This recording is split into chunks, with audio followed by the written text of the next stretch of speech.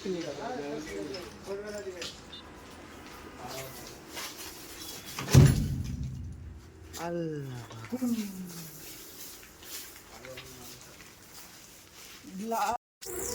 বন্ধুরা, আজকে আপনাকে দেখা চলেছি আউটসাইডে কলম, যে কলমগুলো আপনার আউটসাইডে মানে বিল্ডিংয়ের একদম কলরিসে আছে, সেসব কলমগুলো অনেক ভাইরা কী করে ব্রেকার মেশিন দিয়ে টুলের উপরে দাঁড়িয়ে বা মোয়ের উপরে বা টেবিলের উপরে যে কোনো কিছুর উপরে সাপোর্ট নিয়ে দাঁড়িয়ে উপর থেকে নিচ পর্যন্ত ব্রেকার মেশিন দিয়ে খুব কষ্ট করে ভাঙে।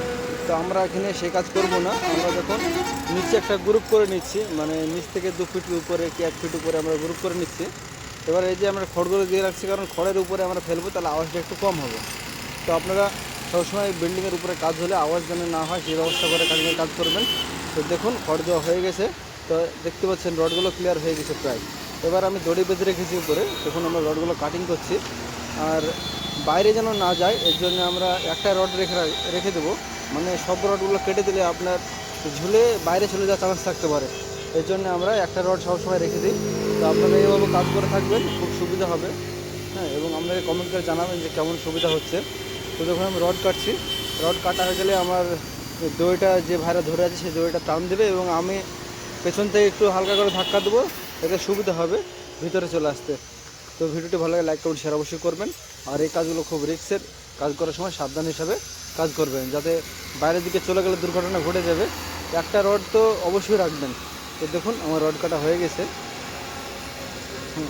এখানে ডবল রড আছে, ডবল রড দুটো রডটাই কাটতে হবে। আর এই সামনে দেখতে পাচ্ছেন এই কর্নার রডটা আমরা রেখে দেবো, কারণ ওই রডের সাপোর্টে বিমটা ধরে থাকবে।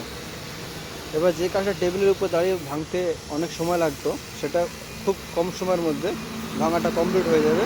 তো আপনারা দেখুন কীভাবে আমরা কেটে ভিতরে নিই।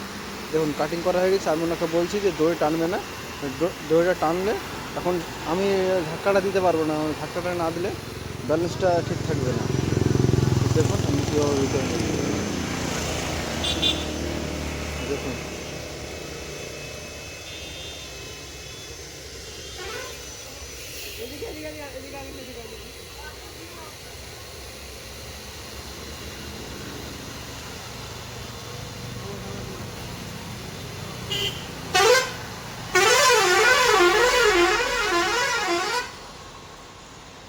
দেখুন বন্ধুরা কাটিং হয়ে গেছে। এবার আমি ধাক্কা দিয়েছি, দেখুন। হ্যাঁ, এই যে ধাক্কা দিয়ে এই যে ভিতরে নিয়ে নিলাম। তো ভিডিওটি ভালো লাগে লাইক কমেন্ট শেয়ার অবশ্যই করবেন। ধন্যবাদ।